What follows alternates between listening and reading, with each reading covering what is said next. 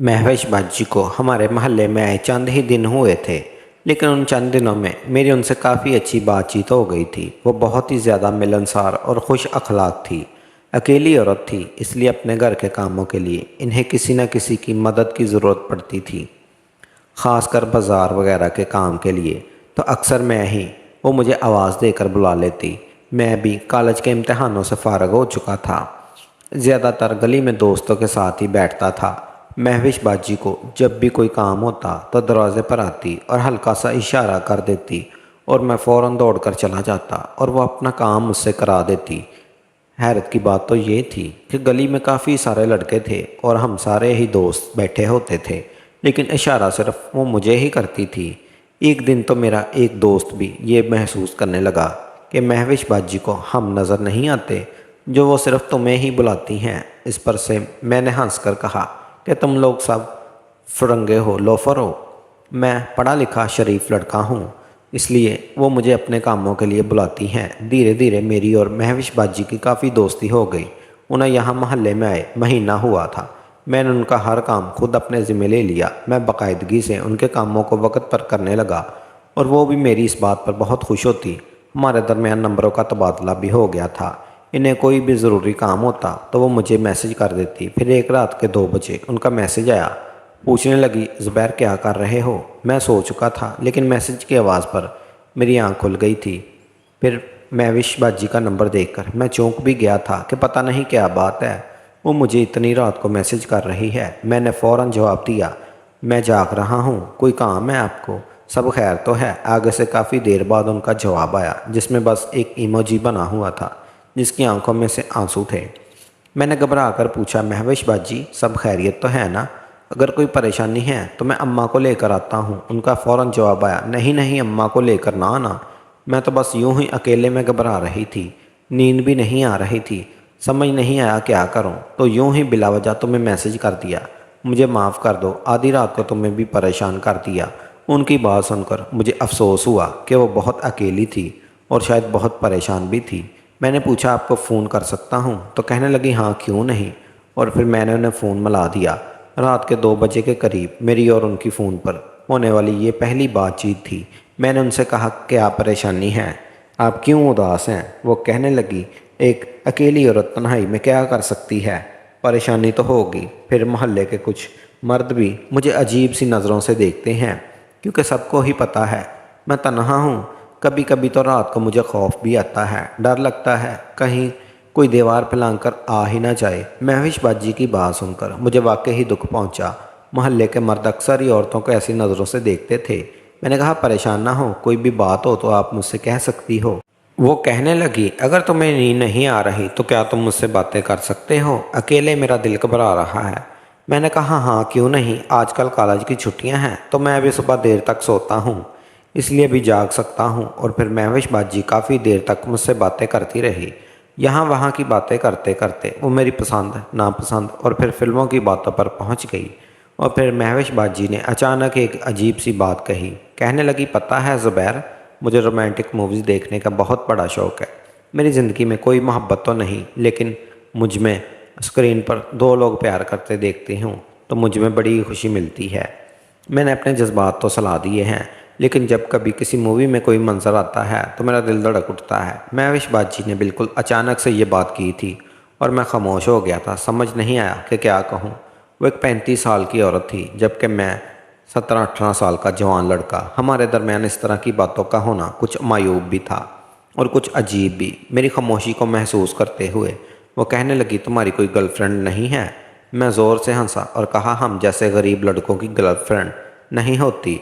मैं स्कॉलरशिप पर पढ़ाई करता हूँ, अम्मा नौकरी करती हैं और आपको तो पता है कि हमारे अब भी आगे पीछे कोई नहीं। मेरे फ्यूचर की खातर अम्मा ने अपनी सारी ज़िंदगी कुर्बान कर दी।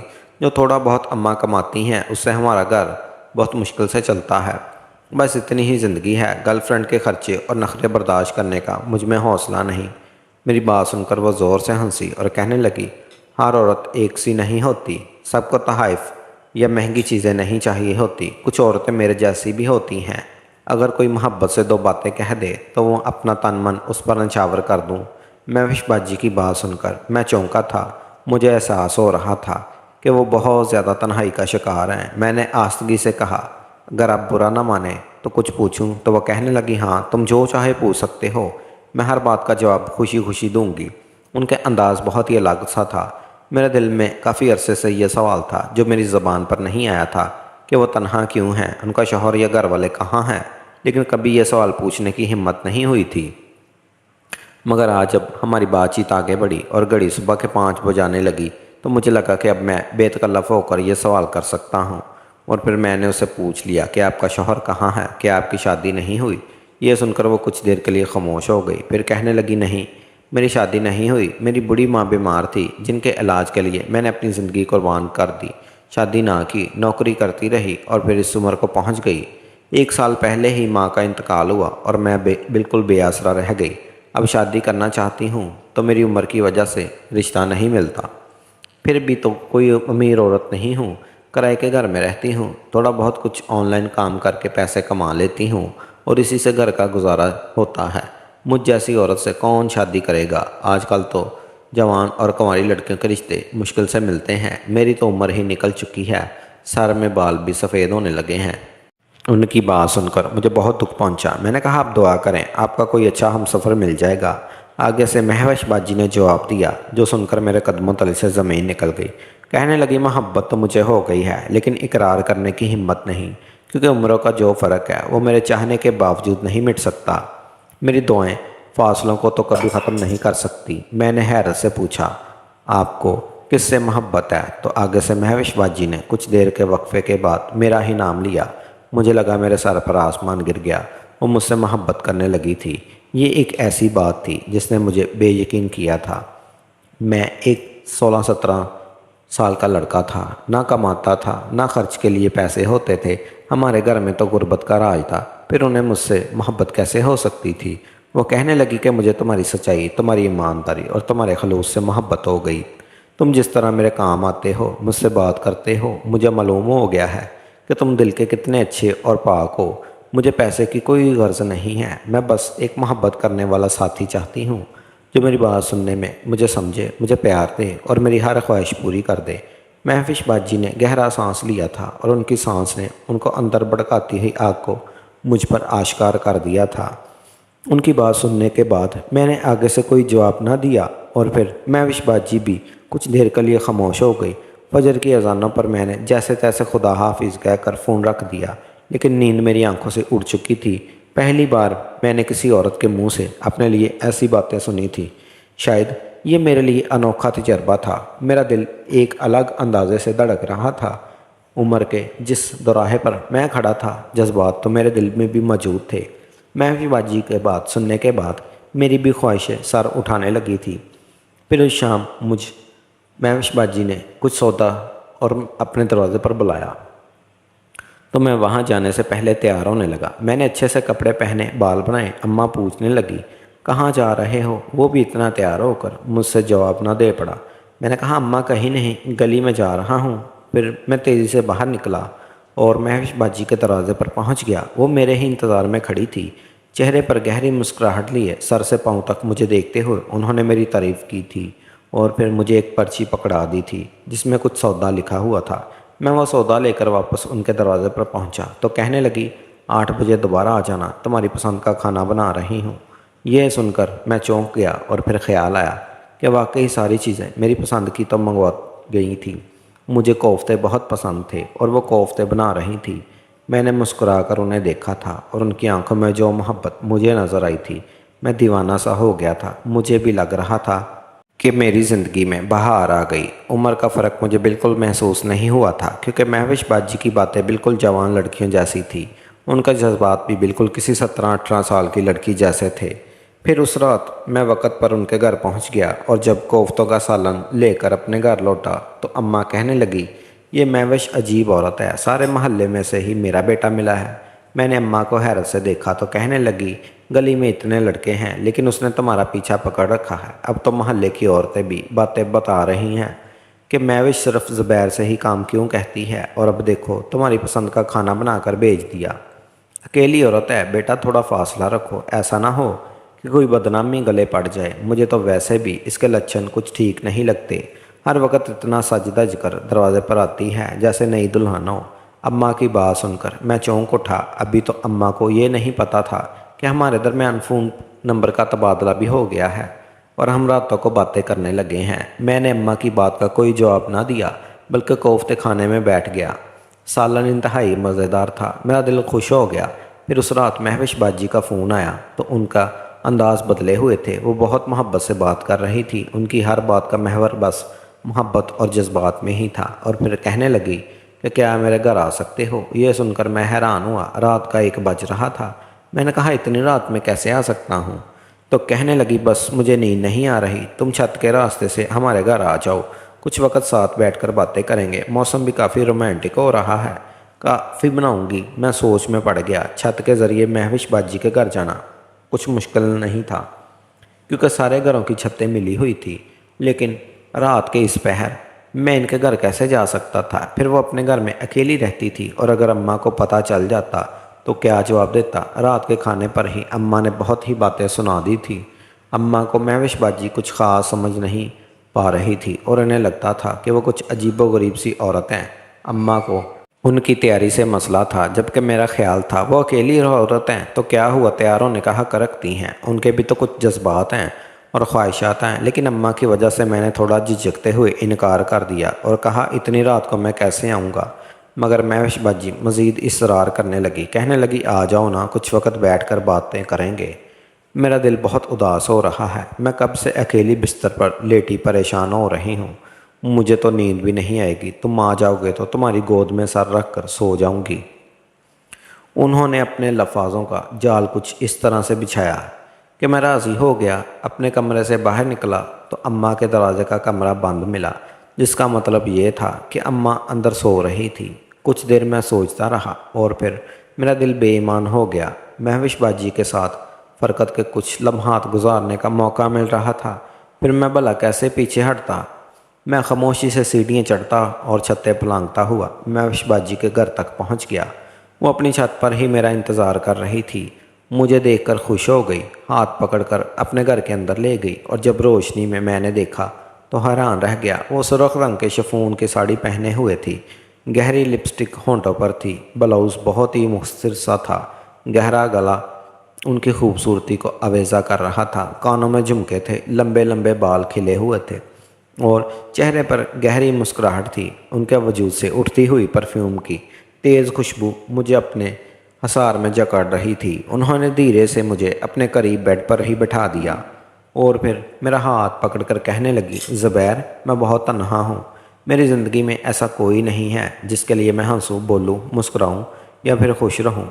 मेरा तो कभी कभी दिल चाहता था कि मैं अपनी जान ले लूँ, लेकिन जब से तुम्हें देखा है, तुम मेरी ज़िंदगी में आए हो, मुझे मोहब्बत हो गई है। मुझे लगता है कि अगर मुझे तुम्हारा साथ मिला तो हम दोनों बहुत खुश रहेंगे। सच कहूँ तो पहली नज़र में तो बहुत अच्छे लगे हो और तुम्हारी खातर ही मैंने तैयार होना शुरू किया है। ये सारी तैयारी भी तुम्हारे लिए ही है। महविश बाजी की बात पर मैं कुछ जंप गया था। समझ नहीं आ रहा था कि उनकी मोहब्बत के बदले मैं क्या कहूँ। मुझे उनसे मोहब्बत तो नहीं थी, लेकिन उम्र के जिस हिस्से में था उस हिस्से में जज्बात इंसान को पागल करते हैं। नशा सवार हो गया था। मेरे दिमाग पर भी जज्बात हावी थे और मैं महविश बाजी को हासिल करना चाहता था। और फिर मेरे सामने उन्होंने खुद अपने पल्लू को ढलका दिया और उनकी खूबसूरती को देखकर मैं मदहोश हो गया और उनके सीने से लग गया। धीरे धीरे रात के लम्हात गुजरने लगे। मैं अपने हवास खो ही चला गया था। महविश बाजी ने मुझे अपने बराबर में जगह दी थी और ख़ुद अपने वजूद से अपनी साड़ी को एक तरफ किया था और मुझे अपनी बाहों में कसकर जकड़ लिया था। उनकी गहरी सांसों के हसार में मैं पूरी तरह दहक रहा था। जवानी का नशा मेरे सर पर ऐसा चढ़ा था कि मैं सही और गलत गुनाह को भूलकर महविश बाजी की पूरी तरह से कबूल कर चुका था। मैं इस कदर जज्बाती हो चुका था कि मैंने उनके साथ ज़ोर ज़बरदस्ती भी की थी, क्योंकि वो बार बार पीछे हटता और शरारतें मैं मुझसे दूर होने को कहीं। मैं जान गया था कि वो मोहब्बत में ये खेल खेल रही हैं, इसलिए ज़बरदस्ती ने पकड़कर बिस्तर को लटाता और अपनी मोहब्बत निछावर करने लगता। ऐसे ही सुबह के 5 बज गए थे। फिर मैंने महविश बाजी से कहा मुझे घर जाना है। वो मुस्कुराई, कहने लगी कि ठीक है, मैं चेंज कर लूँ, फिर तुम चले जाना। महविश ने چینج کرنے کے لیے گئی۔ اتنے میں ان کے کمرے کا دروازہ کھلا اور ایک 70 سالہ بوڑھا اندر سے چلا آیا۔ کہنے لگا، وہ عمر رسیدہ تھا لیکن ہٹا کٹا تھا۔ آتے ہی اس نے مجھے مارنا پیٹنا شروع کر دیا۔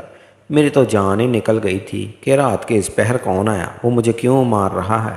میں نے گھبرا کر پیچھے ہٹا خود کو بچانے لگا۔ اتنے میں مہوش باجی بھی کمرے سے نکل آئی۔ میری نظر ان پر پڑی تو میں چونک گیا۔ وہ قمیض شلوار پہنے ہوئے تھی، سر سے دوپٹہ اڑا ہوا تھا۔ اس بڈھے کو دیکھتے ہوئے روتے ہوئے اس کے گلے لگ گئی۔ کہنے لگی، ابا آپ آ گئے۔ اس کے پیچھے یہ لڑکا میرے ساتھ زور زبردستی کر رہا تھا۔ اس کا بس چلتا تو مجھے بیچ سڑک پر بے آبرو کر دیتا۔ گلی میں رہتا ہے، اسے معلوم تھا کہ میں اکیلی ہوں، اس لیے اس نے فائدہ اٹھایا۔ بڑی مشکل سے میں نے خود کو بچا کر واش روم میں بند کیا تھا۔ میں تو بس حیرت سے مہوش باجی کی باتیں سن رہا تھا اور ہر بات بالکل ہی بدلی ہوئی تھی۔ میں نے گھبرا کر کہا، آپ جھوٹ کیوں کہہ رہی ہیں؟ آپ نے مجھے بلایا تھا اور آپ کا باپ کہاں سے آیا؟ آپ نے تو کہا تھا آپ کے ماں باپ نہیں ہیں۔ اور بوڑھا مجھے مارتے ہوئے کہنے لگا، میں مہوش کا باپ ہوں اور کچھ عرصے کے لیے شہر سے باہر گیا تھا۔ مہوش نے مجھے فون پر بتایا تھا کہ تم اس کے پیچھے پڑے ہوئے ہو۔ میں نے کہا، مہوش جھوٹ کہہ رہی ہے، میں نے کچھ نہیں کیا۔ مگر اس کا باپ پھر مجھے مارنے کے لیے آگے آیا۔ میں نے خود کو بچانے کے لیے مہوش باجی سے کہا، آپ انہیں بتاتی کیوں نہیں کہ میں کون ہوں؟ انہیں بتائیے تاکہ آپ مجھ سے محبت کرتی ہیں۔ میں نے خود مجھے بلایا تھا، میں تو آپ کے کہنے پر یہاں آیا تھا۔ مہوش باجی نے انکار میں سر ہلایا، پھر روتے ہوئے اپنا موبائل فون اٹھا کر ہم دونوں کے آگے لہرا دیا، جس میں بظاہر مہوش باجی کے ساتھ زبردستی کرتے ہوئے نظر آ رہا تھا، جبکہ شک تو یہ تھا کہ انہوں نے ہی مجھے یہ کھیل کھیلنے پر مجبور کیا تھا۔ وہ ویڈیو دیکھ کر میرے قدموں تلے سے زمین نکل گئی تھی۔ پھر مہوش باجی کا باپ کہنے لگا، تم نے میری بیٹی کی عزت پر ہاتھ ڈالا ہے، اس لیے تمہیں ہر جانا بھگتنا ہوگا۔ اگر تم مجھے 50 لاکھ روپے دے گو تو میں خاموش ہو جاؤں گا، اپنی بیٹی کو لے کر یہاں سے چلا جاؤں گا اور عزت سے رخصت کر دوں گا۔ لیکن اگر تم نے مجھے اتنے پیسے نہ دیے تو میں سارے محلے کو یہ ویڈیو دکھا دوں گا، پولیس والوں میں رپورٹ درج کروا دوں گا اور ساری زندگی تم حوالات کی سیر کرو گے۔ یہ سن کر میری جان نکل گئی، میں رونے لگا۔ میں نے مہوش باجی کی شکل دیکھی لیکن وہ تو بالکل بھی وہ مہوش باجی نہیں تھی، وہ محبت کرنے والی اور معصوم سی عورت۔ یہ مہوش تو کوئی اور ہی تھی جس کے چہرے پر مکاری تھی۔ وہ گہری مسکراہٹ سے میری طرف دیکھتے ہوئے کہنے لگی، چاہو گے بھی تو خود کو بے گناہ ثابت نہیں کر پاؤ گے۔ میں اور میرا باپ مل کر تمہیں زندہ رہنے کے قابل نہیں چھوڑیں گے، اس لیے 50 لاکھ روپے کا ارینج کرو اور مجھے یہ سمجھنے میں دیر نہ لگی کہ میرے ساتھ یہ کیا کھیل کھیلا گیا ہے۔ میں نے روتے ہوئے کہا، یہ ممکن نہیں، میں اتنے پیسے کہاں سے لاؤں گا؟ وہ کہنے لگی، تمہارا گھر بہت بڑا ہے، تم ماں بیٹے تو ہو، اسے فروخت کرو اور 50 لاکھ ہمیں دے دو۔ میں تمہیں 2 دن کا وقت دے رہی ہوں، اگر 2 دن میں 50 لاکھ روپے ہمیں نہ ملے تو سارا محلہ یہ تماشا دیکھے گا۔ یہ کہہ کر مہوش باجی نے مجھے خود دھکے دے کر اپنے گھر سے نکال اور گرتا پڑتا چھت کے راستے سے واپس گھر پہنچا تو اماں صحن میں ہی تھی۔ وہ فجر کی نماز کے لیے جاگی ہوئی تھی۔ مجھے دیکھ کر غصے سے کہنے لگی، اتنی رات کو کہاں گئے تھے؟ کب سے تمہیں تلاش کر رہی ہوں، تمہارے کمرے کا دروازہ کھلا دیکھا تو اندر چلی گئی اور پتہ چلا کہ تم کمرے میں نہیں ہو۔ کہاں گئے تھے اتنی رات کو؟ چھت پر تمہارا کیا کام؟ میں اماں کے قدموں میں بیٹھ گیا اور اب چھپانے والی کوئی بات نہیں تھی۔ میں نے جو گناہ کیا تھا اسے قبول کرنے کا وقت آ گیا تھا، کیونکہ آگے جو ہونا تھا وہ انتہائی بھیانک تھا۔ میں نے روتے ہوئے اماں کو ایک ایک بات بتا دی، اپنے گناہ کا پردہ بھی اٹھا دیا اور مہوش کے بلیک میلنگ کا قصہ بھی سنا دیا۔ سب سن کر اماں کی جان نکل گئی۔ اماں نے غصے میں میرے منہ پر کئی تھپڑ مار دیے۔ کہنے لگی، اس دن کے لیے تجھے بڑا کیا تھا کہ تو ایک غیر عورت کے باتوں میں آ کر اپنی اور میری زندگی برباد کر دے۔ میں نے تجھے کل رات کو ہی سمجھایا تھا کہ مہوش اچھی عورت نہیں ہے۔ اکیلی عورت اس طرح دروازے پر سج دج کر کھڑی ہو تو وہ شریف نہیں کہلاتی۔ مجھے تو اس کے انداز پہلے ہی ٹھیک نہیں لگتے تھے، لیکن مجھے یہ معلوم تھا کہ میں نوکری پر جاؤں گا تو پیچھے سے یہ گل کھلائے گا، تو نے اس کے ساتھ عشق عاشقی کا چکر چلا لیا اور رات کے اندھیرے میں اس کے گھر پہنچ گیا۔ اب ہم لوگوں کو کیا بتائیں گے، کیا جواب دیں گے کہ تو اتنی رات میں اس کے گھر میں کیا کر رہا تھا؟ اور پھر وہ ویڈیو اگر وہ اس نے پولیس کو دکھا دی تو کیا ہوگا؟ میں نے اماں سے کہا، میں کیا کروں، مجھ سے غلطی ہو گئی۔ اس ویڈیو میں تو ایسا ہی منظر نظر آ رہا تھا جیسے میں مہوش باجی کے ساتھ زبردستی کر رہا ہوں، جبکہ مہوش نے مجھے خود کہا تھا کہ میرے ہاتھ رسی سے باندھ دو اور پھر میرے ساتھ محبت کا کھیل کھیلو۔ میں نے ایسے ہی کیا تھا، لیکن وہ ویڈیو میں کچھ اور ہی منظر سمجھ رہا تھا اور اسی لیے مجھے خوف آ رہا تھا۔ اماں کہنے لگی اگر یہ گھر بیچ دیں گے تو ہم کہاں جائیں گے، اور ہمارے آگے پیچھے کوئی نہیں، اس گھر کے سوا میرے پاس اور کوئی ٹھکانہ نہیں۔ میں تو چاہتی تھی کہ تیری پڑھائی مکمل ہو اور تیری نوکری ہو تو میں اپنی نوکری چھوڑ دوں، لیکن لگتا ہے کہ ساری زندگی مجھے محنت کی بھٹی میں جلنا ہوگا۔ ٹھیک ہے، ہم اس گھر کو فروخت کر کے اسے پیسے دے دیں گے۔ یہ کہہ کر اماں پھوٹ پھوٹ کر رونے لگی۔ وہ میری عزت بچانے کے لیے ہماری چھت فروخت کرنے کو تیار تھی۔ ہم سیدھے سادے شریف لوگ تھے جو مہوش جیسے لوگوں سے خوف زدہ ہو گئے تھے۔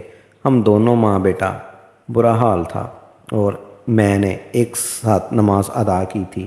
میں گناہ جو کر گیا تھا اس پر پشیمانی تھی۔ اب سمجھ آ رہا تھا میں نے زنا کیا جس کی کوئی معافی نہیں۔ میں سارا وقت جائے نماز پر روتا رہا۔ اللہ نے شاید ہماری دعا قبول کرنی تھی، اور اسی دوپہر ابا کے پرانے دوست ہمارے گھر چلے آئے، اور وہ اکثر اماں کی مدد کیا کرتے تھے۔ اماں کا حال دیکھ کر پوچھنے لگے کہ خیریت تو ہے باجی؟ اماں کی اس قدر پریشان تھی کہ بنا سوچے سمجھے اماں نے انہیں ساری بات بتا دی۔ یہ سن کر وہ سوچ میں پڑ گئے، پھر کہنے لگے میرے بڑے تعلقات ہیں، اگر ہمارا بچہ بے قصور ہے تو میں اس عورت کو نہیں چھوڑوں گا۔ پھر انہوں نے وہیں سے کچھ لوگوں کو فون لگائے اور مہوش کی انکوائری کرنے کو کہا۔ کچھ ہی دیر بعد مہوش کا سارا ڈیٹا مل گیا، اور پتہ چلا کہ وہ ہر جگہ یہی کھیل کھیلتی ہے۔ اس نے پہلے بھی کئی لڑکوں کو ایسے ہی اپنے جال میں پھنسایا ہے اور بڑی بڑی رقم لوٹی ہیں، لیکن اس کے کسی نے خلاف پولیس کمپلین نہیں کی، اس لیے وہ آج تک پکڑی نہیں گئی۔ ابا کے دوست نے مجھ سے FIR درج کروانے کو کہا، خود میرے ساتھ گئے، اور پھر مہوش کے خلاف کارروائی ہوئی۔ پولیس نے مہوش اور اس کے باپ کو گرفتار کیا۔ 2-4 دن حوالات میں رہ کر مہوش نے خود اپنا گناہ قبول کر لیا۔ ابا کے دوست نے ہمارا بڑا ساتھ دیا تھا۔ وہ ویڈیو بھی تلف کر دی گئی تھی اور میری عزت بھی بچ گئی۔ سارے محلے کو بس یہ پتہ چلا تھا کہ مہوش ایک 2 نمبر عورت تھی جو اپنے باپ کے ساتھ مل کر لڑکوں کا فائدہ اٹھاتی تھی۔ ہر کوئی اماں سے کہنے لگا شکر ہے وہ اپنا زبیر بچ گیا۔ یہ سن کر اماں بس شکر ادا کرتی تھی۔ ہم نے کسی کو نہیں بتایا تھا کہ مہوش نے ہمارے ساتھ کیا کیا۔ وہ اپنے انجام کو پہنچ گئی تھی۔ ہر دن خدا سے اپنے گناہ کی معافی مانگتا ہوں۔ کبھی کبھی تو مجھے اپنی غلطی پر بہت زیادہ پچھتاوا ہوتا ہے کہ کاش اس رات میں نہ بہکتا، مہوش کی باتوں میں نہ آتا، گناہ کے لیے راضی نہ ہوتا، تو مجھ پر وہ قیامت نہ گزرتی جو گزر چکی۔ میں سب لڑکوں سے یہی کہوں گا کہ کبھی کسی عورت کی باتوں میں نہ آنا، کبھی کسی لڑکی یا عورت سے تنہائی میں ملاقات نہ کرنا، کبھی شیطان کو اتنا موقع ہی نہ دیں کہ جب وہ اپنی زندگی کو تباہ و برباد کر دے۔ زنا ایک گناہ ہے جو انسان کو کسی کروٹ چین نہیں لینے دیتا۔ آج اس واقعے کو سال گزر گیا ہے، لیکن اب میرا ضمیر بوجھ تلے دبا ہوا ہے۔ میرا دل خون کے آنسو روتا ہے۔ مجھے یہ بات سمجھنے میں وقت لگ گیا کہ میں نے جو کیا وہ بہت بڑا گناہ تھا۔ میں دن رات اپنے گناہ کی معافی مانگتا ہوں۔ آپ لوگ بھی دعا کریں کہ مجھے سکون آ جائے۔